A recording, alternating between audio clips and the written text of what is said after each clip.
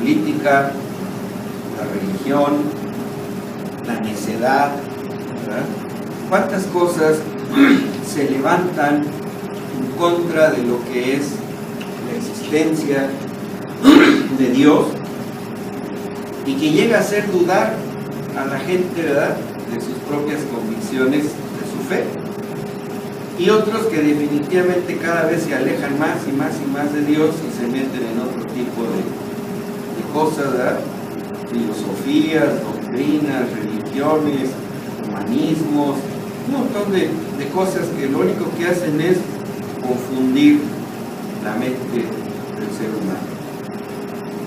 Pero todo eso no es una casualidad, ese es un plan de Satanás, ¿verdad? Porque sabe que al final de los tiempos él está derrotado, ¿sí? Entonces él quiere hacer el mayor daño posible para que la gente no se salve, sino que se vaya con él al infierno, ¿verdad? Por ejemplo, los ateos, los agnósticos, ¿verdad?, niegan la existencia de Dios o minimizan la existencia de Jesucristo y dicen no creer en nada, pero siempre tienen un afán en su vida, ¿verdad? Las religiones, ¿verdad?, hacen adorar cosas que ni existen, ¿verdad?, inventaron los hombres, ¿verdad?, o cosas que el mismo diablo les provee para que crean en ellas, ¿verdad?, y quiten el corazón Cristo, ¿verdad?, y se pierden. La política, ¿verdad?, que hace aceptar o tolerar el pecado, lo que está en contra de la doctrina de Cristo, de la moralidad de Dios, ¿sí?, para que la gente lo acepte y aún lo participe, ¿verdad?, aún se involucre con ellas y finalmente pierden su eternidad. ¿Y cómo podemos nosotros, los creyentes, combatirlo? ¿Cómo podemos nosotros confrontar todas esas corrientes que vienen para robarnos o destruir nuestra fe y llevarnos a la eternidad, el castigo eterno? ¿Cómo lo podemos hacer? Bueno, sabemos que tenemos una fuerza muy poderosa en nosotros que se llama Espíritu Santo. Entonces el Espíritu Santo es el que nos capacita para confrontar, ¿sí?, todo aquello que se levanta y que quiere destruir tu vida, y quiere destruir tu matrimonio, quiere destruir a tus hijos, quiere destruir tu negocio, tu nación. Él es el que nos da, ¿verdad?, sabiduría para entender a lo que nos estamos enfrentando. ¿Y cómo nos lo da a saber? Pues por medio de la palabra de Dios, ¿verdad? Vamos a la segunda carta a los Corintios, capítulo 10, y vamos a leer los versos del 3 al 5. Segunda de Corintios, capítulo 10, versos 3, 4 y 5. Dice la palabra del Señor: pues aunque andamos en la carne, no militamos según la carne, porque las armas de nuestra milicia no son carnales, sino poderosas en Dios para la destrucción de fortalezas, derribando argumentos y toda altivez que se levanta contra el conocimiento de Dios, y llevando cautivo todo pensamiento a la obediencia a Cristo. En el versículo 3 nos dice que estamos dentro del territorio enemigo, ¿verdad? Siempre que estemos en el mundo estamos en territorio enemigo, porque nosotros ya no somos de este mundo, nosotros pertenecemos al reino de Dios, ¿verdad? Y el príncipe de este mundo tiene potestades, gobernadores, principados y huestes de maldad, que su principal tarea, ¿sí?, es alejarnos de Dios. Alejarnos de Dios, ¿verdad? la pereza, la distracción, la apatía, la frialdad, ¿verdad? Los afanes de la vida, en fin, todo eso Dios lo manda para, perdón, el demonio, el enemigo lo manda, ¿para qué? Para debilitarnos en nuestra fe y tener nuestra mente en esos problemas más que en Dios. ¿Por qué la gente no viene a la iglesia? Porque primero está su negocio. Su negocio representa dinero y el dinero representa pagar sus deudas y pagar sus deudas representa echarse otras. Y finalmente lo vas a darle vuelta. Pero al final del caso, el resultado final es que te alejas de Dios. La frialdad, la apatía, la pereza, ¿verdad? Ay, otra vez a la iglesia. Dices, vas a buscar la presencia de Dios 2 o 3 horas a la semana y te da pereza. Vas a conocer sabiduría y misterios del cielo que solamente a ti te son reservados y te da pereza. Prefieres estar en tu cama, prefieres estar dormido, ¿verdad? El estar dormido es como estar muerto porque no aprovechas nada. Además, entre más te acuestas, más cansado te levantas. Entonces, el demonio nos dice, estás en mi territorio y te voy a atacar con todo lo que puedas. Es que mis hijos no quieren ir, bueno, pues entonces no vamos. Pues ya no tiene la autoridad de los padres, ahora es la autoridad de los padres. Es que va a venir mi tatarabuelita de visita, pues llévala a la iglesia, está más cercana de Dios que nosotros. Entonces, vemos cómo vienen un montón de cosas que siempre están en contra de Dios en nuestra vida. Y dice, aunque andamos en la carne, quiere decir, aunque estamos en este territorio, dice, no militamos, dice, no participamos en las cosas que se hacen aquí. Ya no pertenecemos nosotros a este territorio. Por ejemplo, cuando alguien de México se va a vivir a Japón, pues la cultura japonesa es totalmente diferente a la de nosotros, ¿verdad? Entonces, aunque tú estés en Japón, ¿dejas de ser mexicano? No, ¿verdad? Pues buscas cómo hacer tu comidita mexicana, cómo ir a oír música un poquito mexicana, a buscar a alguien que hable español, ¿verdad? Entonces, aunque estás en Japón, no te hace japonés, ni practicas las cosas del Japón cuando eres un auténtico mexicano, ¿no? El malinchista donde quiera que va quiere ser como ellos, ¿no? El que no tiene un arraigo siempre quiere ser diferente a lo que realmente es, ¿verdad? Entonces nosotros como cristianos no militamos según la carne, no militamos según lo que hace la gente, ¿sí? Si alguien te agrede, tú no tienes por qué agredir. Dice la Biblia, bendice a los que te maldicen. Si lo agredes es que no eres cristiano. Si alguien te grita, no tienes por qué gritarle más fuerte, porque Dios puso un espíritu de mansedumbre en nosotros, tú no eres cristiano. Si alguien te maldice y te dice un montón de cosas, no tienes por qué buscarlas en el diccionario las más grandes. ¿Por qué? Porque de una misma boca no puede salir agua amarga. ¿Sí se fijan? Entonces tenemos nosotros que luchar contra lo que el mundo nos provee, ¿sí? Fíjense, el otro día estábamos platicando y es bien triste que un gran porcentaje de cristianos que tienen negocios son los peores patrones que los no creyentes. Y estuvimos viendo varios conocidos, hacen lo que pueden para no pagar impuestos, para no pagarles el seguro social, para pagarles tarde, para pagarles menos, para castigarlos, para suspenderlos. Son cristianos. ¿Y qué dicen? No, pues más me vale irme con un hijo del diablo, aquel hasta las caguamas me invita. Y en lugar de decirle, estoy peor que su esclavo. ¿Por qué? Porque milita según la carne. no según el Espíritu, ¿verdad? Jóvenes en las escuelas que son expulsados, ¿verdad? Porque son rebeldes, son groseros, son agresivos, hacen bullying a los más, y resulta que van a una iglesia y son cristianos, ¿verdad? Jóvenes detenidos, ¿verdad? Tomando o drogándose en la calle, robando, y son cristianos, o se dicen cristianos, ¿verdad? ¿Qué quiere decir?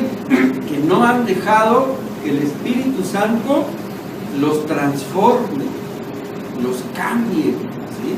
Sino se han dejado seducir por las cosas del mundo, ¿verdad? Mujeres de las iglesias murmuradoras, chismosas, inventoras de males, ¿verdad? Que nomás andan viendo de qué se enteran de alguien para hacer una telenovela y echársela encima a la gente, ¿verdad? Pero van a las iglesias. Entonces, ¿qué es lo que realmente nosotros debemos entender?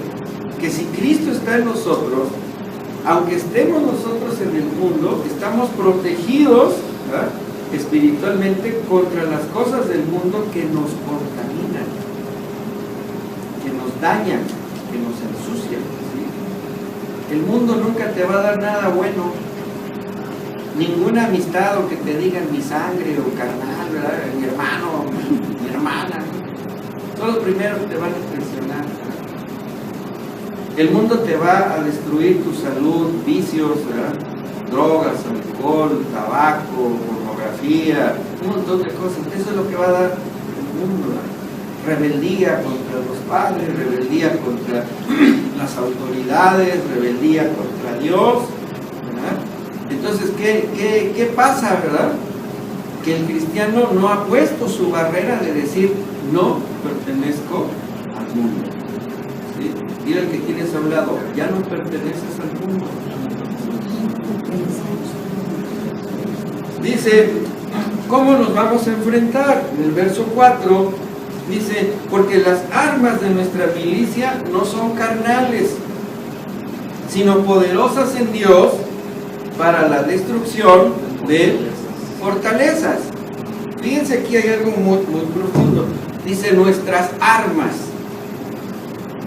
Esto implica una batalla, una guerra, ¿verdad? Quiere decir entonces que nosotros tenemos armas poderosas en Dios para confrontar todo aquello que nos está dañando, que nos quiere destruir, que nos quiere contaminar, ¿sí? Dice, nuestras armas no son carnales, no es lo que hace la gente, sino lo que Dios me dice que yo haga. ¿Por qué? Porque hay más poder en el Espíritu Santo que lo que la gente pueda hacer. Entonces, nosotros debemos entender, de acuerdo a la Escritura, que nuestra batalla es espiritual, pero es en un campo material. Entonces, lo espiritual siempre va a estar por encima de lo material, ¿verdad? Si tienes fe, si tienes el poder del Espíritu Santo contigo, ¿verdad? Si tienes la convicción de que Dios es más grande que cualquiera de tus enemigos y de cualquiera de las situaciones en las que puedas caer, ¿verdad? Pero ese es tener el conocimiento y la revelación de lo que Dios te dice que hagas, pero también de lo que debes dejar de hacer. Y muchas veces no nos hemos desprendido, ¿verdad?, según nosotros, de nuestro carácter, de nuestra manera en que me criaron, de que pues así soy. Y dice, bueno, ¿que no has entendido que la Biblia dice que los que ahora están en Cristo nueva criatura son? Amén. No arrastres las cosas que has traído, ¿sí?, desde el pasado, y que lo único que han propiciado es que te metas en más problemas y que te metas en más situaciones difíciles. En una ocasión, en el ferrocarril, te digo, yo ahí a veces era auditor y a veces era pastor, ¿verdad? Llegó un operario y me decía que, pues que a lo mejor le iban a correr. Yo le digo, ¿por qué? Dice, pues es que el jefe me gritó y yo se la regresé más grande, ¿no? Dice, y pues me insultó, y pues cómo me iba a quedar callado. Dice, pues habló de mi jefecita, y quién sabe qué.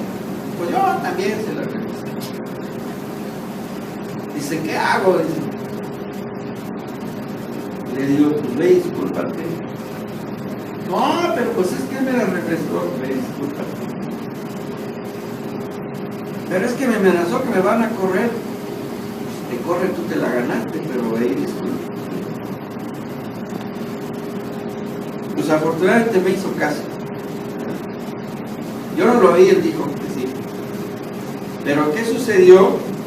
No lo corrieron. Sino que el jefe, ¿verdad?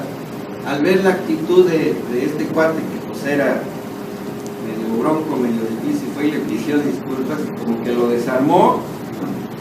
Dijo, bueno, está bien, los dos la regamos. ¿Qué pasó? Hubo un efecto espiritual ahí, ¿verdad? Porque el jefe seguramente pues está venido en su orgullo, pues como el chalán le dijo un montón de cosas, ¿no? Pero la humildad de llegar a escuchar que el que me agredió se disculpó, a él lo desarmó. Entonces, si eso sucede entre no creyentes, ¿qué sucederá con nosotros si cambiamos nuestra actitud y no reaccionamos como el mundo reacciona? ¿Sí? Podemos desarmar a nuestro enemigo, ¿verdad?, con las actitudes con las que Cristo desarmó a los que siempre quisieron dañarlo, ¿verdad? Hay una escritura en un evangelio donde dice que Cristo, al leer después el libro del profeta Isaías, les dice, hoy se ha cumplido aquí esta profecía. Uy, pues todos los fariseos se pusieron como locos, ¿sí?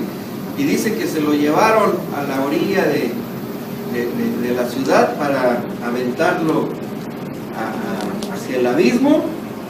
Y dice la Biblia, y él se pasó y pasó en medio de ellos. ¿Sí? Yo imagino a todos así, pero echando esta espuma por la boca, ¿verdad? Y cuando llegó él a la orilla del precipicio, se voltea y dice, con permiso. Pasó en medio de ellos. Si él hubiera gritado, manoteado o a cualquier cosa, pues lo avientan, ¿verdad? Y sin embargo, él mostró dominio propio. Él mostró autoridad. Él mostró fortaleza, ¿verdad? Y dijo, a mí no me van a enrollar en su bronca, ¿sí? Si tú estás enojado, yo no tengo por qué enojarme. Si tú te sientes agredido y yo no te agredí, pues es problema tuyo, no mío, ¿verdad? Entonces fíjense cómo ante una situación de muerte, ¿verdad?, iban a aventar a Jesús hacia el abismo. Él no reaccionó como hubiéramos reaccionado a lo mejor alguno de nosotros, ¿verdad?, sino dice que simplemente no les hizo caso y pasó en medio de ellos y se salió. ¿Por qué? Porque las armas de Jesucristo no eran carnales, no reaccionó según la carne. ¿Cuántos de aquí tienen carácter de Rottweiler? O de Pitbull. Bueno, ya hay uno. No, los demás son penitas en dulce. ¡Qué lindos angelitos mentirosos! Y fíjense, se siente bien a gusto andar enojado, ¿no? Bien contento, disfrutas la vida y todo, ¿no? No. ¿Tú para qué te enojas? Entre más te enojas, resuelves algo, menos piensas. Peor. Menos piensas, ¿sí o no? Entonces, ¿qué hay que hacer? Decir, dame, Espíritu Santo, poder y dominio propio. Enséñame a amar a mis enemigos. Ama a tu marido. Tú ama a tu marido. Tenemos enemigos en la casa, pero ¿son enemigos reales? No, son enemigos momentáneos. En la noche lo abrazas, lo besuqueas y lo chiqueas, y en la mañana lo ves al excusado y le quieres jalar la cadena. Quieres mojarle los pies, echarle tu secadora de pelo en la regadera. ¡Ay, se me cayó! Mira qué bonito te ves con ese arbolito de Navidad. En la noche lo amabas y hasta le hiciste chilaquiles. Porque reaccionamos conforme a la carne, ¿sí? Las emociones son muy cambiantes, ¿sí?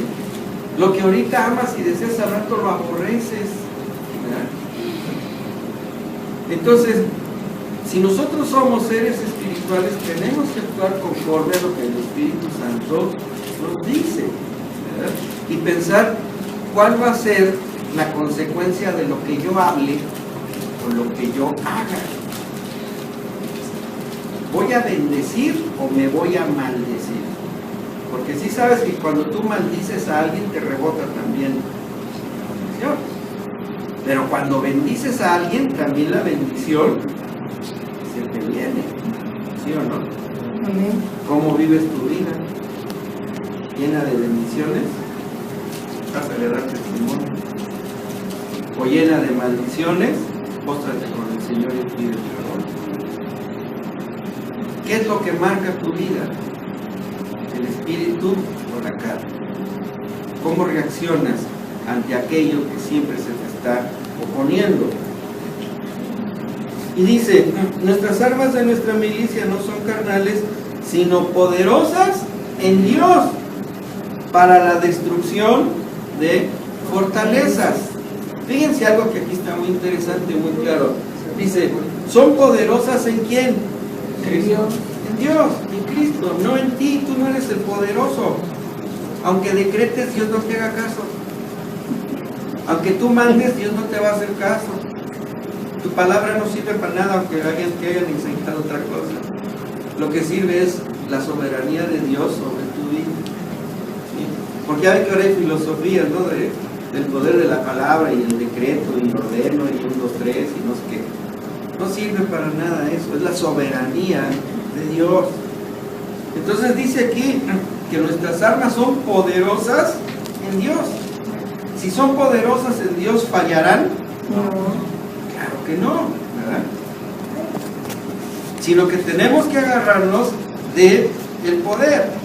Y fíjense aquí, la palabra poder viene del griego dunamis, ¿sí? Y dunamis quiere decir que es un poder que explota. Es un poder, ahora sí que muy fuerte, ¿sí? De la palabra dunamis viene también la palabra dinamita, ¿sí? Entonces imagínense cuando el poder de Dios se desata a tu favor. ¿Será más poderoso que lo que tú sientas? ¿O que lo que tú planeas? Claro, ¿verdad? Entonces vemos que el dunamis de Dios que nos da por medio de su Santo Espíritu es para confrontar también las armas de Satanás, porque Satanás también es un ser espiritual, ¿verdad? El problema es de que Satanás usa a la gente para dañarte, ¿sí?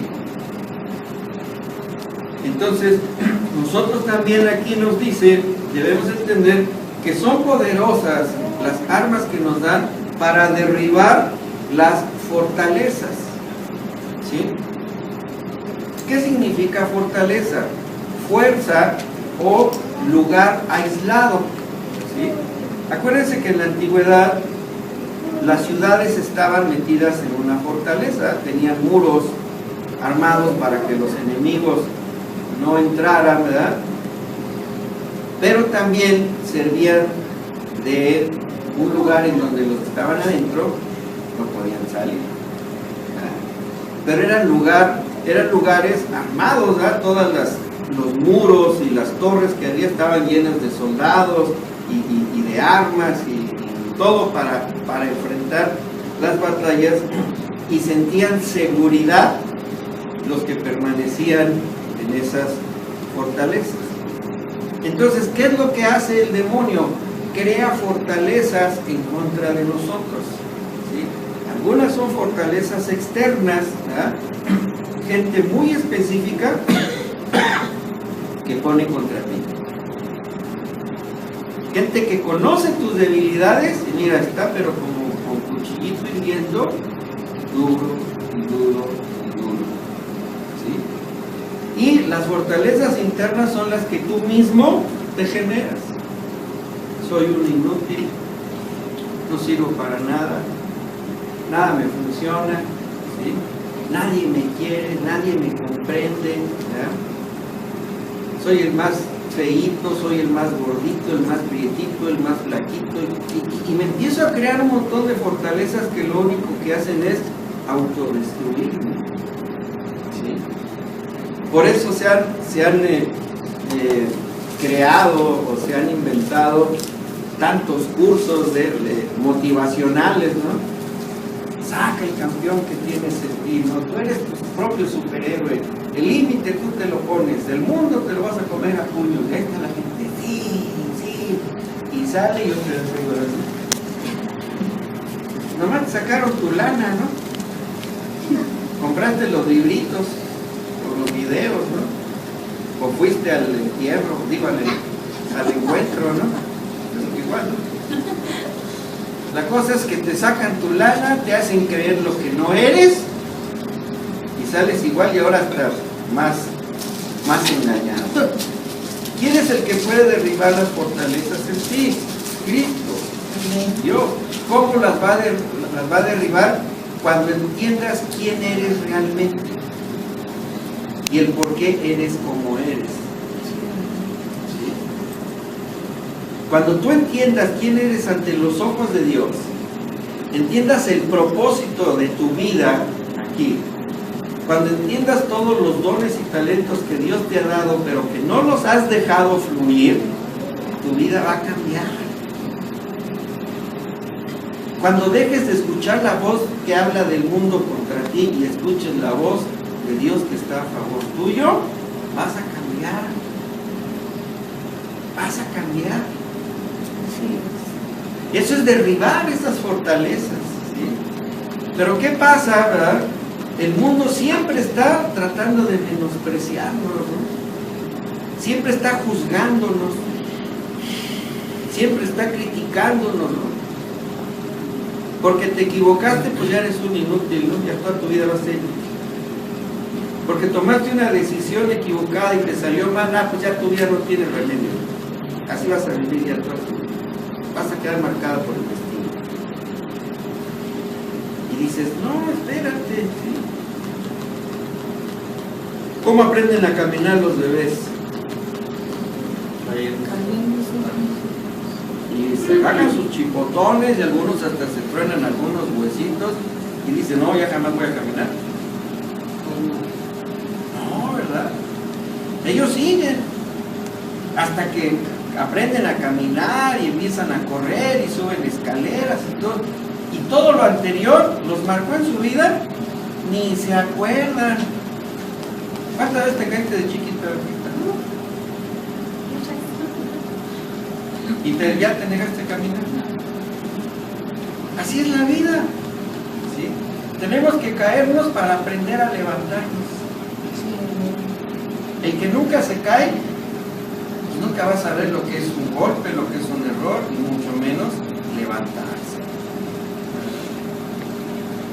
No sé si les ha pasado que alguien haya tenido alguna enfermedad de esas que te tumban días o semanas en cama, ¿no? Que no puedes comer, estás adolorido, tienes calentura, te sientes todo, que dices, ay Señor, ya llévame, ¿no? Como si no merecieras.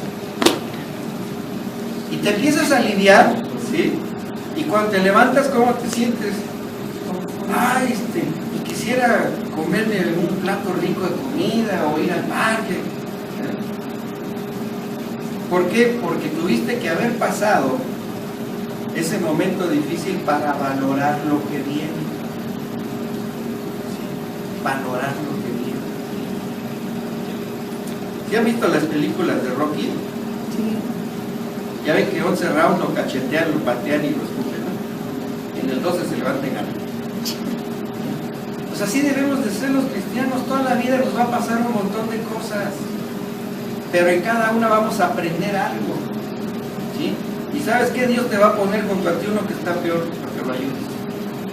Y dices, ay, Señor, ve cómo ando, y te me mandas a este. Pues por eso te lo manda, porque Dios está obrando en ti, te está dando sabiduría, ¿sí? Te está dando conocimiento. ¿Para qué? Para que ayudes a otros, ¿sí?